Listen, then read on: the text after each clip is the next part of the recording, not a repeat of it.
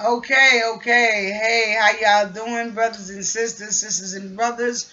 Welcome to all my viewers. Welcome to another edition of Truth Seekers. Now, on this edition, of Truth Seekers, I just want to talk to you.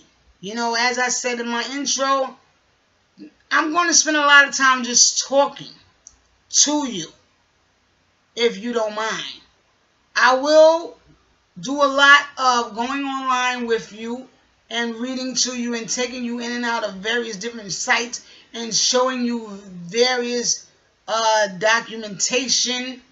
And, you know, I will be posting different documentaries that I feel are related to what I speak about. Whatever I speak about, I'm going to put documentaries on this channel of other people who perhaps have more proof to present to you than what I am presenting to you. Other people who are more knowledgeable of what I'm speaking about than myself. I will be putting documentaries up of these other people, from these other people. Okay, so that you again will be able to see that what I'm speaking about is actual and factual. See what I'm saying? A third party always helps. So I want you to get full knowledge and full understanding of anything I speak about. But right now on this edition, what I want to do is I just want to take some time to talk to you, to speak to you, my brothers and my sisters. I talked a little bit the last time about us looking at ourselves, us taking the time to look in the mirror, look at ourselves, and start with ourselves as far as the problem within the black community. And I don't know how many of you watched it. Well, I don't know right now because I'm making this video right now. But anyway, you know, so I want to talk more about that. You know, because one thing I do believe, and I strongly believe this. And at one time I was actually thinking about changing the channel to this name. Healing before liberation. Because I believe that we cannot be fully liberated until we are fully healed. There are so many scars. Scars that the naked eye cannot see. Scars that are embedded in us from our ancestors. Scars that were passed down through generations.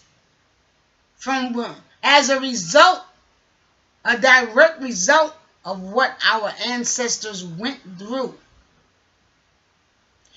And as I said in my last video, I do not hold anybody accountable for what happened 400, 500, 600 years ago. Not today. How could I? That would be totally stupid. If I'm talking about 400, 500, 600 years ago, why would I hold anybody today accountable for what happened back then? I don't. Okay, I don't. But there is no way for me to liberate my people fully without speaking about what happened 400, 500, 600 years ago. Because it all adds up and has a great deal to do with why we are in the state that we are in today. But as I always say, it starts with us. It starts with you and I. See, one of our biggest problems is that we have allowed this, I don't know, what do you want to call it? We have allowed this seed. I talk to you a lot about the seed of hatred, the seed of just loathing ourselves, of loathing, the seed of seeing ourselves as being ugly. The seed, that seed that was planted so many years ago, we have become the gatekeepers. We have become the gardeners of this garden where this seed was planted. And now we're standing back, and a lot of us, we are watching it grow, and we are watching it flourish and blossom into this beautiful tree.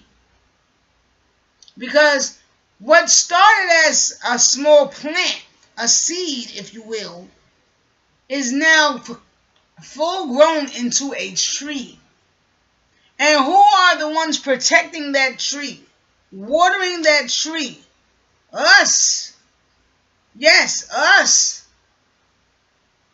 And when I say us, I'm not just speaking about black people. I'm speaking about anyone that is contributing to the corruption of the black community, of your community, wherever you may be, wherever you may live. I'm speaking to you too. How can we ever expect to rise above the situation that we are in if we are not together? You understand what I'm saying? Like I said before in my other video, look at the youth today, the babies. I talk to y'all constantly. I've spoken to you on several of my videos about the youth. The youth. You see, I don't do this for me. I do this because I feel like the youth now, they need someone. They need someone that they can look up to. Why you think they don't deserve, you don't think they deserve to have somebody that they can look up to? You and I did. If you're 40 and above and even in your 30s, you and I did. We had Martin. Well, no, Martin was deceased. You understand what I'm saying? But I mean, wow, that's crazy. Now that I'm thinking about it like that, there was no real leaders when I was coming up either. Well, no, I had Jesse Jackson. Jesse Jackson was the leader of my time. Okay? But, see, the youth right now, they don't have nobody. Who are they looking up to? And you know, and it's so sad because, and I have to be real with you, brothers and sisters. I have to be real with you on this channel. As I told you in my main intro, if you are, this channel is not for the weak-hearted. Let me explain to you what I mean when I said the weak-hearted.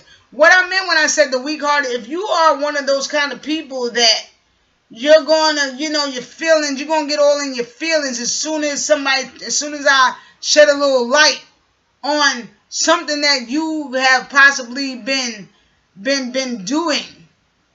And now I've shed some light on it and I have exposed you.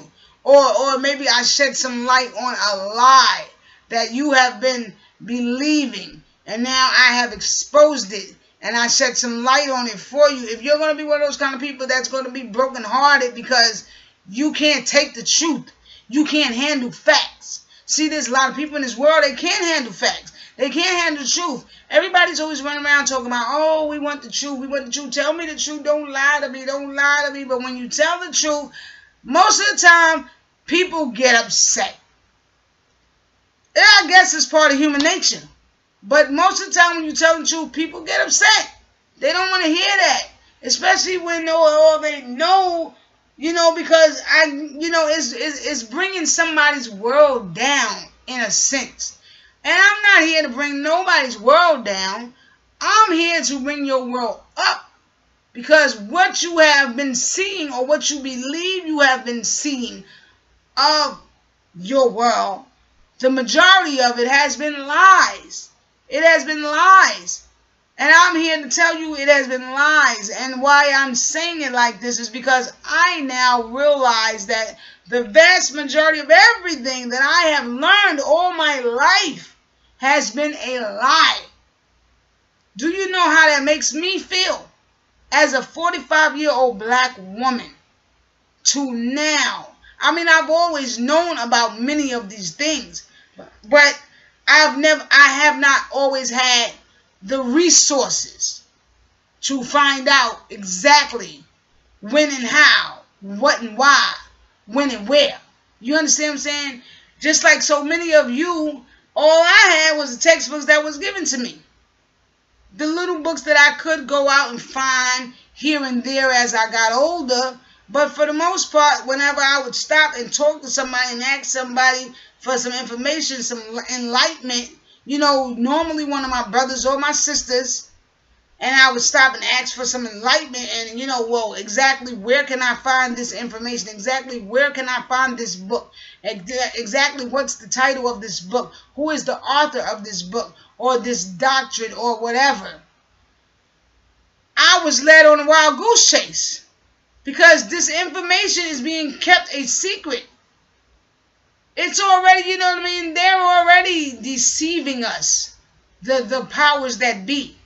They're already deceiving the masses by purposely putting a lot of this information in these textbooks so that your children will never know the exact truth. So that by the time your children reach of age where they can go out and find the truth, they will not even be interested in going out and finding the truth, because that is what has happened to so many of us. That is what has happened to me. Well, that is what could have happened to me. You see, but because my thirst for knowledge and my love of my people, my blackness, would not let me just settle for that. You understand what I'm saying? But so many of us, we are settling for that. And you need to understand that that is exactly how it was planned to be. Make them get to a point where they won't want to read. They won't like reading. So that now when they do get a chance to go out there and read it and research it on their own, they won't want to. You understand what I'm saying? See, they started by telling us we couldn't read. Beating us, lynching us, whatever. When they found out we was reading or we could read. Sold us away from our parents, sold us away from our sibling, from our home, stuff like that. You understand what I'm saying? They started out with that method, with that technique of getting us to not want to read, of getting us to, not like books, not want to get knowledge, not seek a higher education, a higher learning. You understand what I'm saying? And then, now it's to a point where, and because they made it so hard, especially I remember when I was coming up, Reaganomics, let me see, when I was in junior high school. This is around the 80s, this is around the time of Reaganomics.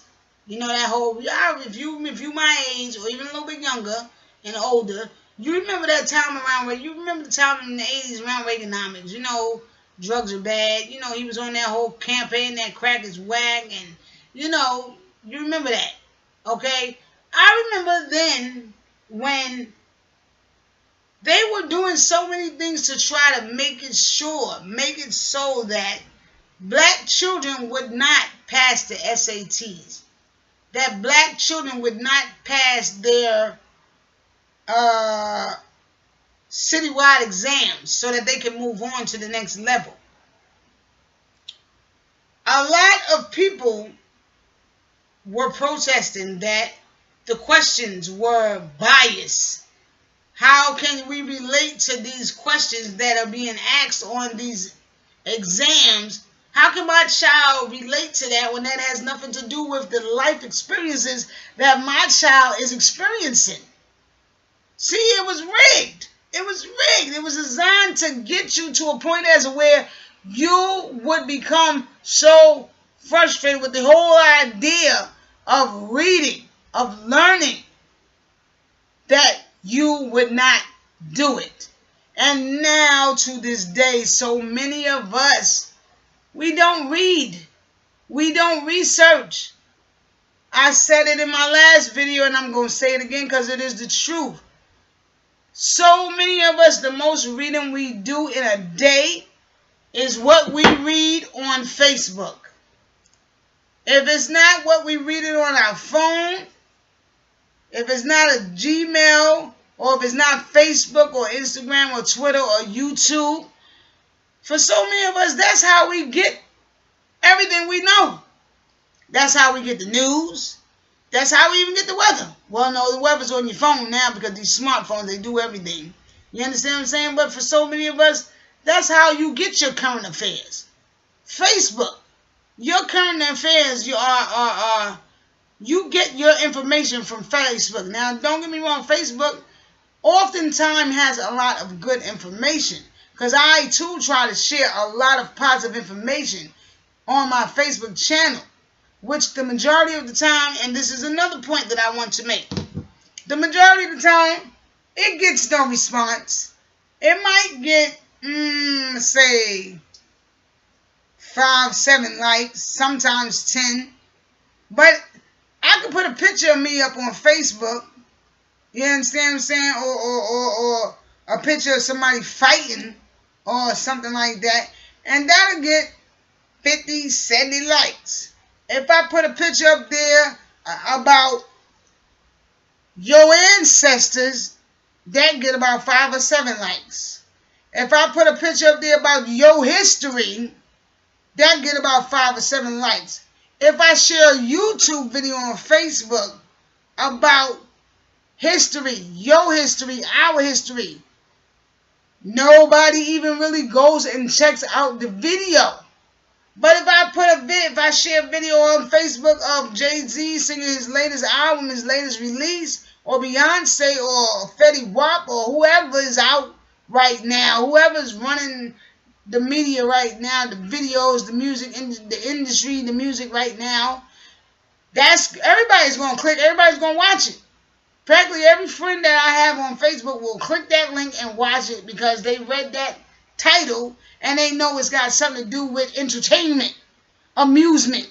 Again, we love to be amused. People love to be amused. But you see the difference between us and the rest of the rest of society that are focusing on a better life, that are focusing on becoming more educated. They don't just watch that stuff. They watch it. They do their little entertainment thing, but at the same time, they sitting back and they making sure that mommy and daddy has life insurance.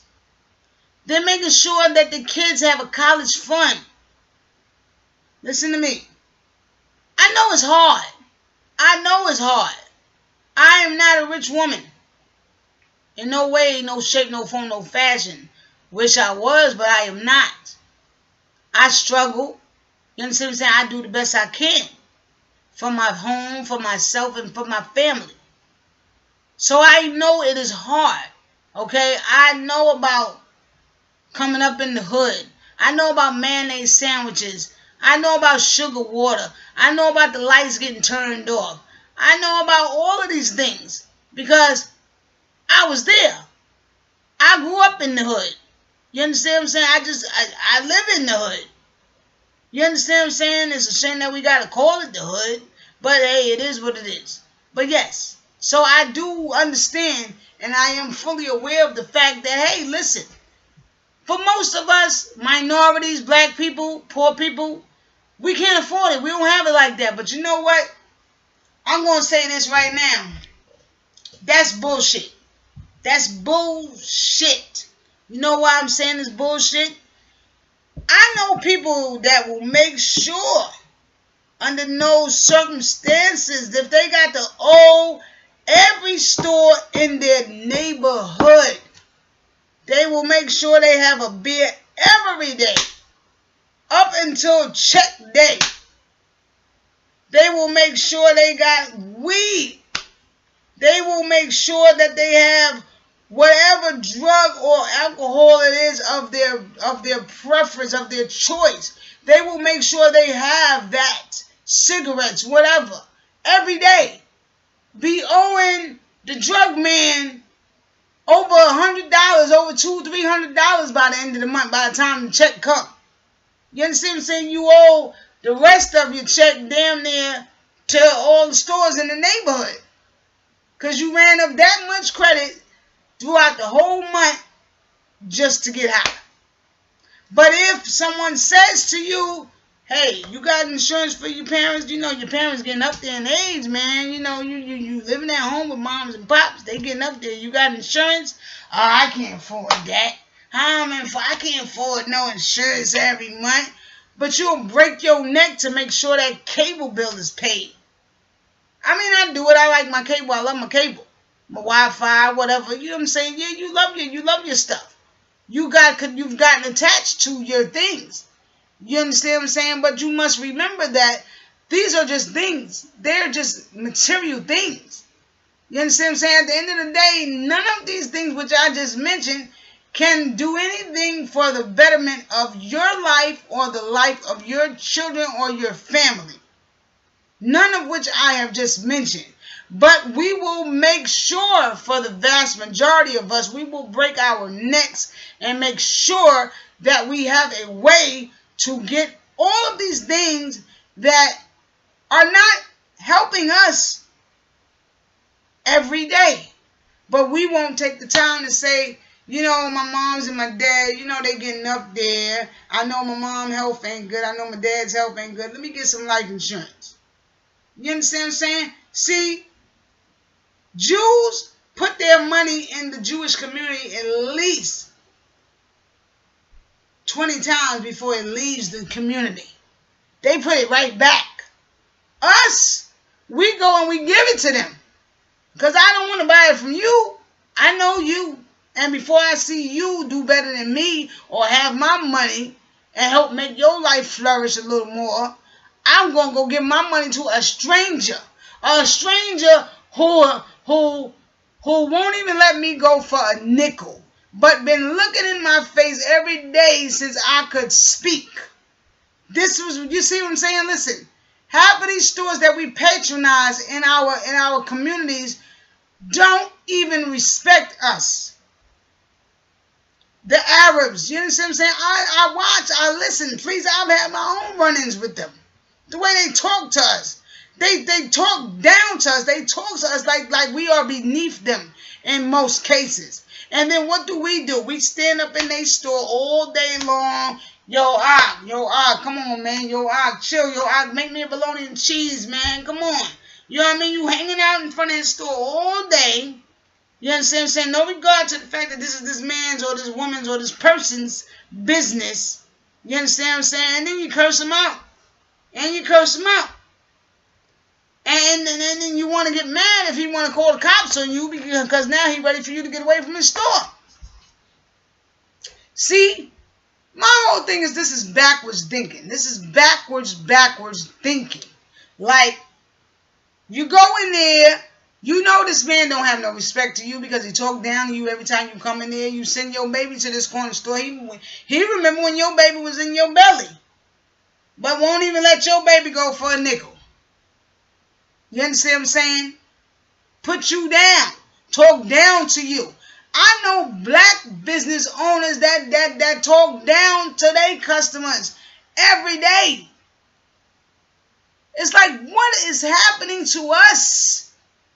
What is happening to us as a people that we are getting so disconnected that we are not even seeing the picture?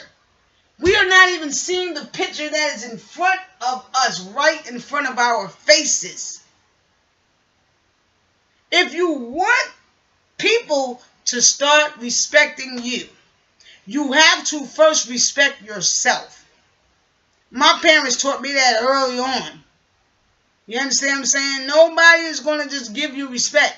Respect is something that has to be earned. It has to be earned.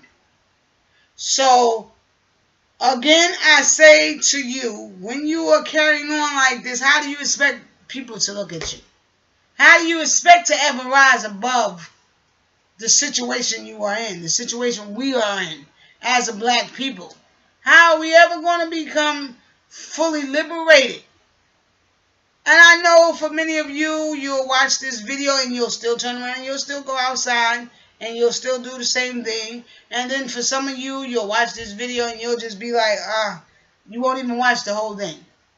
Halfway through, or like I said before, as soon as you hear them talking about some empowerment, something righteous, some liberation type of stuff, something informative, you'll turn away. You'll look away. You'll click off of this video. You understand what I'm saying? Like I said, those are the ones of you that are still asleep. But I am here to try and awaken you. Yes, because it is not just for you. It is for the youth. And I always tell y'all that the babies are one of my main concern. These young people, I call them babies because they're babies to me. If you're 21, 25, you're a baby to me. You understand what I'm saying? Real talk. You a baby to me, but I love y'all, man. I love you, my little brother, my little sister. And I want to see you do right. I want to see you make waves in this world. Because it is you that now will be carrying the torch. And I want to see y'all do some so many of y'all right now, you're doing fantastic things. You're doing great things. You are excelling in your studies. You understand what I'm saying? I'm so proud.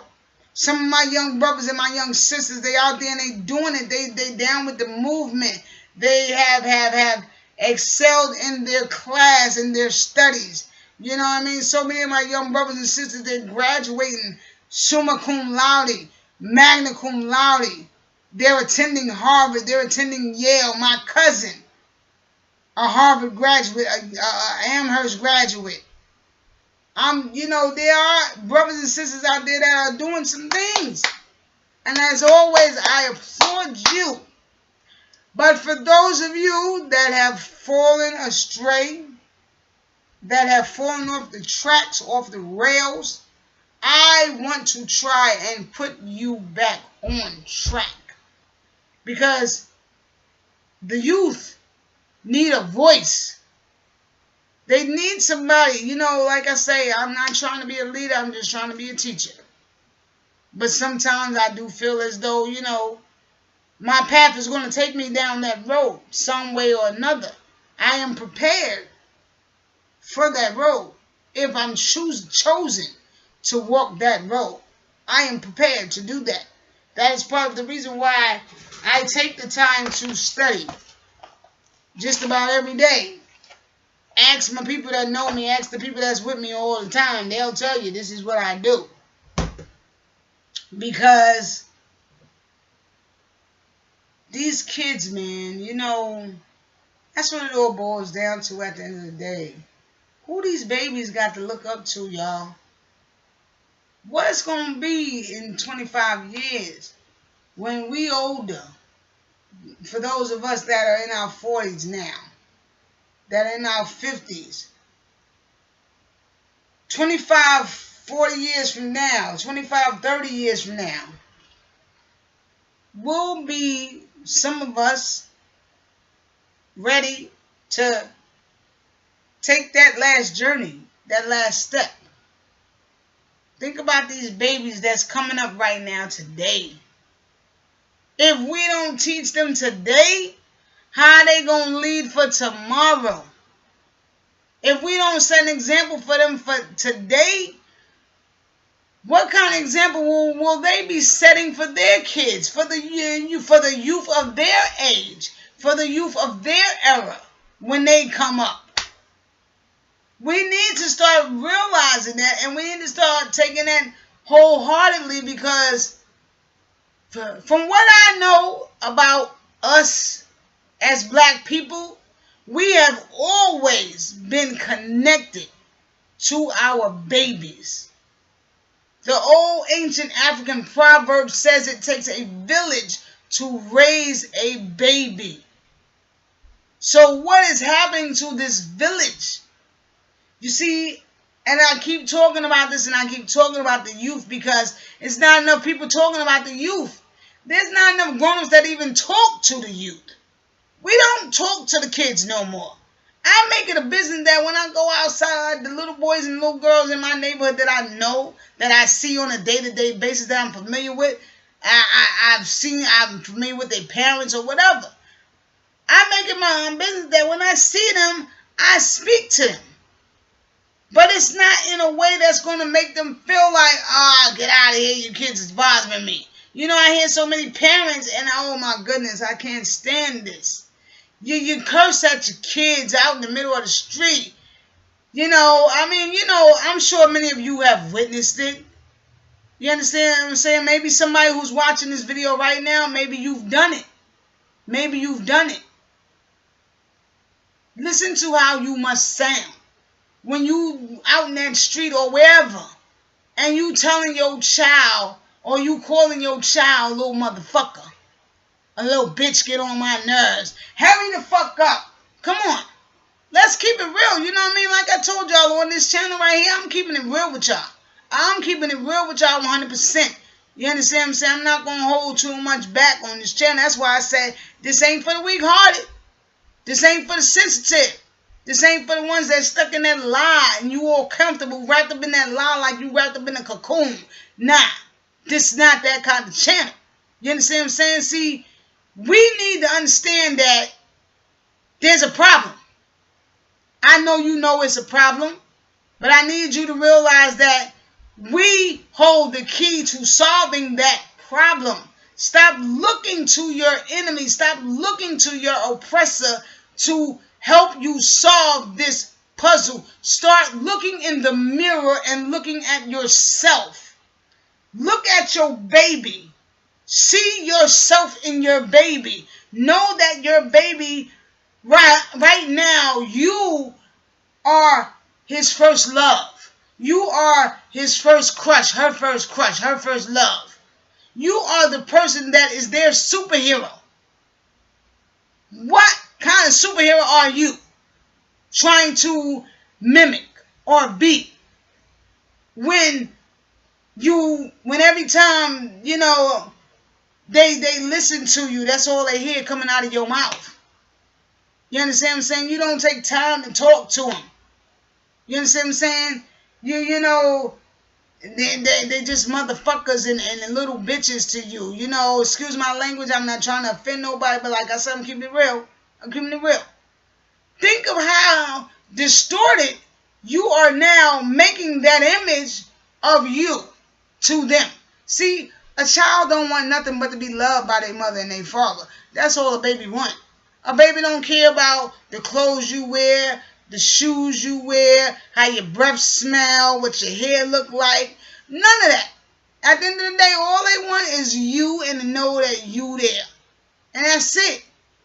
But with knowing this, how can you see them watching you and still just carry on like that in front of them?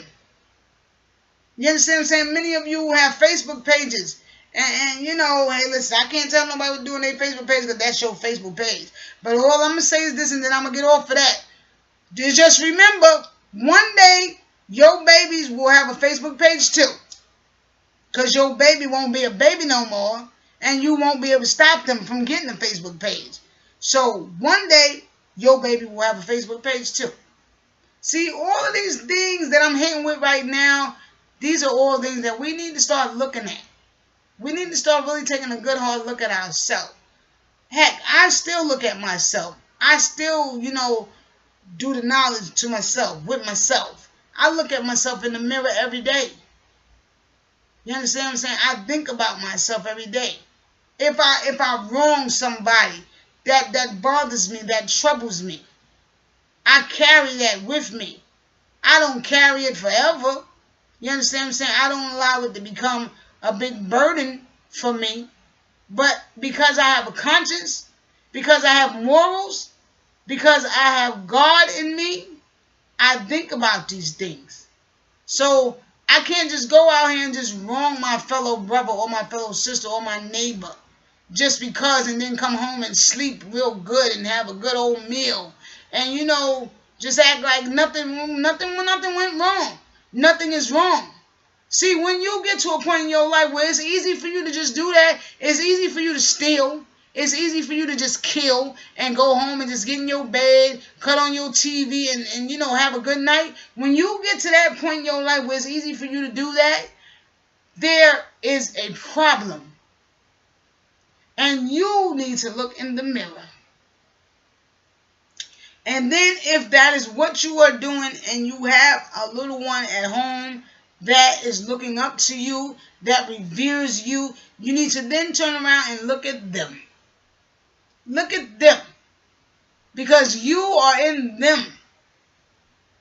So this image, whatever it is that you're portraying, you are betraying it to them. How you expect them to grow up and become a leader? How you expect them to even grow up and even care about trying to get a decent job? How you even expect them to grow up and even care about anything involving themselves or their family or the betterment of their life, when this is all that you're betraying to them? So again, I say to you, and I'm going to get up out of here, it starts with us, brothers and sisters. It starts with us, and now is the time. Now is the time. If you want the respect, we have to earn that respect. And it ain't like we can't do it. Like I've said before in past videos, look back on your past. Look at your history. Look at what great lineage of people you come from. Know that you come from greatness. Start walking with your head held high. Okay? Start walking and start talking in a way where your voice will demand to be heard and demand to be respected. That doesn't mean go out there and yell, scream, and curse. No, that's not what that means. See, we can all go and yell and scream and curse. Anybody can do that. A baby can do that if you teach it to him. If you let him hear it a couple of times, he can go and do that. She can go and do that. But that's not what I'm talking about. See, I'm talking about speaking in a way that one has to listen to you and it merits respect. That means, first of all, speaking with a sense of knowledge, a sense of self-respect. Because if you don't respect yourself, it's going to show in everything you do. Believe me. And the person standing next to you is going to see right through you, and they're going to know that. So if you want to be respected, if all these things that are going wrong within the black community, within your life, be you black or whatever nationality you are, it starts with you. And then we got to remember that it's all for the youth. You understand what I'm saying? For those of us who are now of age, have matured. It's now for the youth. See, I want to see my young people rise above this, man. I'm telling you, I want to be old, 80, 90 years old on the walker.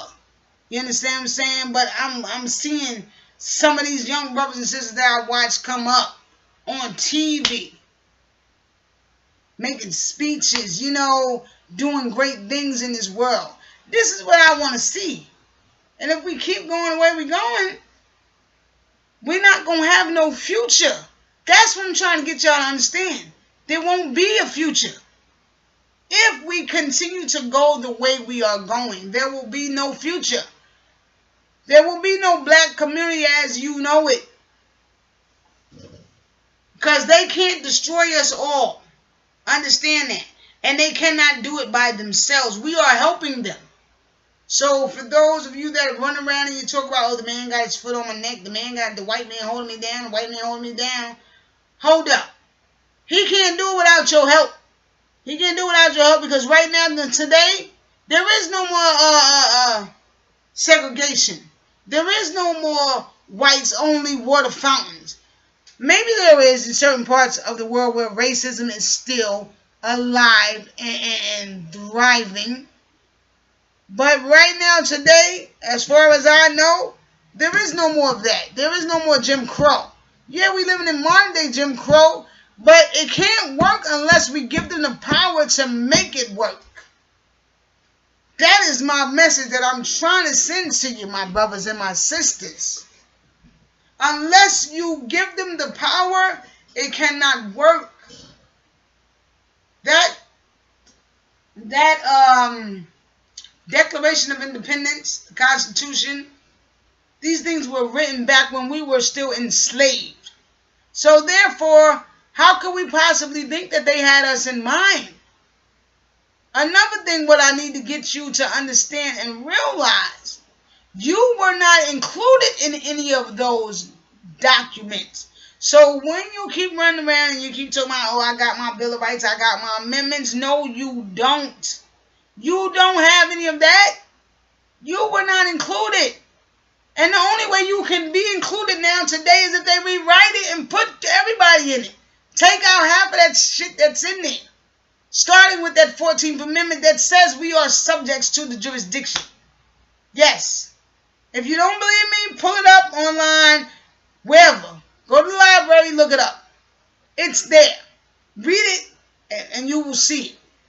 In the 14th Amendment. See, the only way these things can be changed and eradicated is if they go in there and they rewrite it. The same way FDR rewrote the Constitution back in 1933, the same way he did that is the same way they can do it with that. If they really are looking to make us equal citizens. But until then, it starts with us. The power lies within us. And if we want it, we're going to have to take it. And I'm not talking about take it by force. I'm not talking about pick up your guns. I'm not talking about pick up your sticks. I'm not talking about none of that. Because that's not going to get you anything. History has shown us that. Still to this day. Present day has shown us that. That will not get us anything. No, I am not for that. I am not for that because I am not stupid. They have more guns than we do. They have more tanks than we do.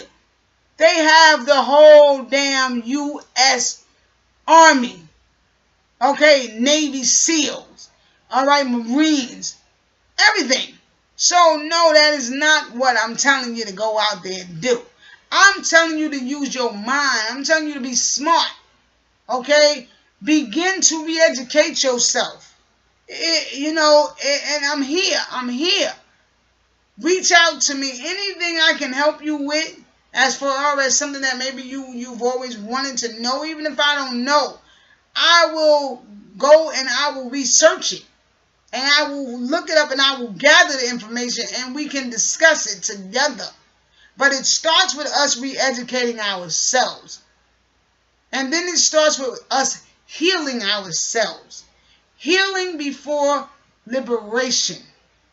That is a must. Because the scars of our ancestors have been passed down to us. And for so many of us, we have not yet let them go. And if we don't let them go, little and unbeknownst to us, we are just passing it down to our babies. And then our babies are passing it down to their babies. And then so on and then so on and then so on. So what I'm saying to you is the only way that the youth of today can have a better tomorrow is if we, the adults, the elders of today, start making a change. And it starts with us. Come on, we can do this, people. I know we can. Look where you come from. You come from people that built temples. People that built monuments. You understand what I'm saying? You come from a great lineage of people. So it ain't that we stupid. We can't do it. We don't have the knowledge. We don't have the mental capacity to do something like that. We've done greater things than this. This right here should be nothing to us. This should be a walk in the park to us.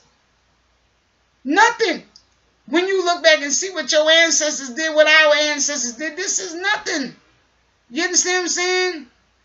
We've overcome this. Our ancestors have overcome this times and times again throughout history. Because just as I told you, slavery was going on hundreds of years in Africa before the Portuguese, the Spaniards, the Europeans, the Greek, anybody ever stepped foot in Africa. It was going on, okay? And even with them coming to Africa and doing what they did, which we all know was one of the most inhumane and horrific things that a human being could ever do to another human being. See, to me, those people were not human. They were not human. And they had no knowledge of God. This is another thing that I mean when I say, if you ask me, religion has got us all messed up. Who gave us that religion? Think about the people that gave us that religion, and then think about those people. What were they doing to our people at that time? Raping us, castrating us, lynching us. Okay? So, I mean, we got to get back on track. We got to get back our spiritual side. That's what we got to get back. That connection that we have lost. We got to get that back. So, until next time, I wish you nothing but peace and blessings unto you and your family. Ashe.